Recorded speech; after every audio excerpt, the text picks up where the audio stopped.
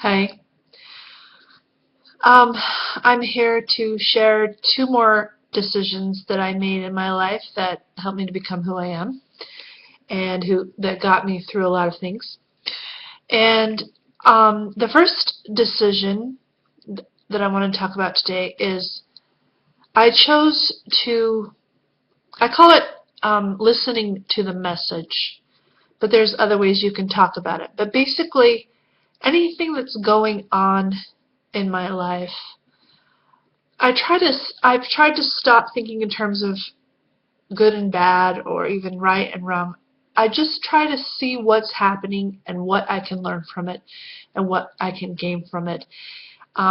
Instead of thinking that everything that's challenging is a bad thing, I just try to think of it as a learning thing, and that it really is going to help me in my life. It could be something small, it could be something big, but it's just everything is an opportunity. Even if it's not completely pleasant, it's all an opportunity, and it's all a message for me that will help me learn and keep growing. So I try to see things that way. And that has got me through some really, really dark things. And it's also, I still use it for small and large things. The next decision that I want to share is, I talked about how I chose to stay alive and I chose to get out of bed every morning.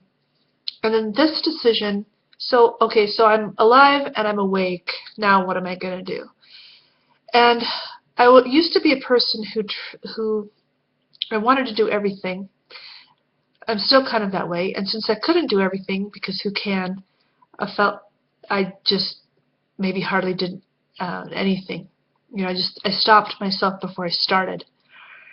And I was scared of things, and plus I had a lot of this other stuff going on, that some big things that were obstacles in my life, and that made everything that I wanted to do a major thing. Instead of some things that other people take for granted, it was a huge production for me to get even some of the smallest things done in life. And I just felt like it was so heavy and so scary, everything about life. And so I brought myself closer to stop going to the future, stop worrying about the past as much. Of course, I didn't do this instantly. This was over time that I learned to do this. And I stayed right in the present, and I asked myself, what is the next thing I can do? What is the next step? I will take the next step. I'll take just one step.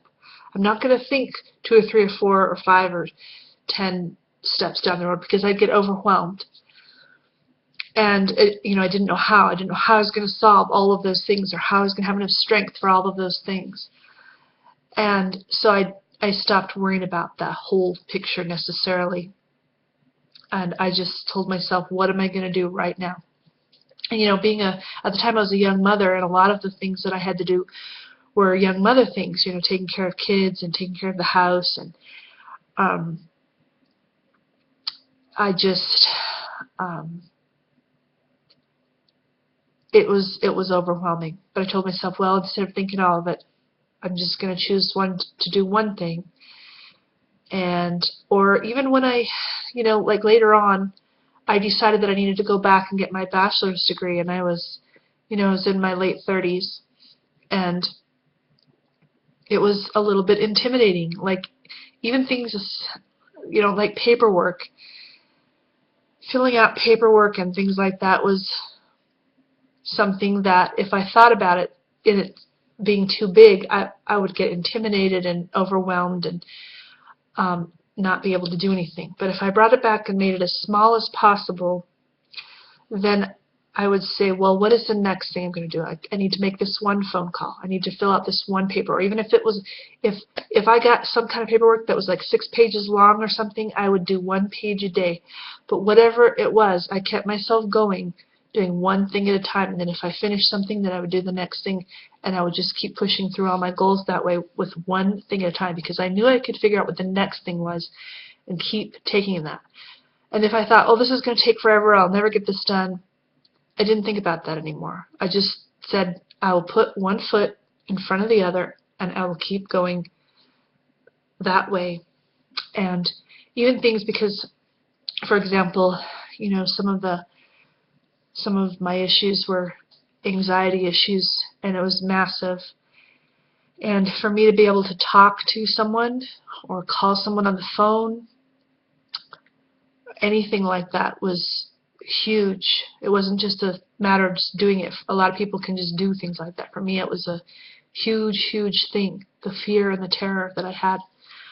And so I would, even if the smallest thing was to put my hand on the phone, and then I would applaud myself for doing that, and then I would lift the phone up, and I would applaud myself for doing that, and then I'd put it by my ear, and I would do one thing at a time. And I still do that. I mean, a lot of my older issues have been healed, and I don't deal with massive, massive things on a daily basis anymore. But on the other hand, I meet new massive things, like making a change to be an entrepreneur is a massive thing, and I've healed enough where it's kind of exciting and not painful. Back, in the past, something that might have been painful. Now it's just exciting, but it's still a lot. There's still a lot of things to think through. There's still a lot of new things, and so I tell myself, well, what is the next thing I'm going to do? What's one thing I can do? Or even, I think Danielle has the 5 things to do every day, and I like a little list like that, and I can do that one, check, do that one, check, do that one, and as long as I just keep going, and that's the decision I make.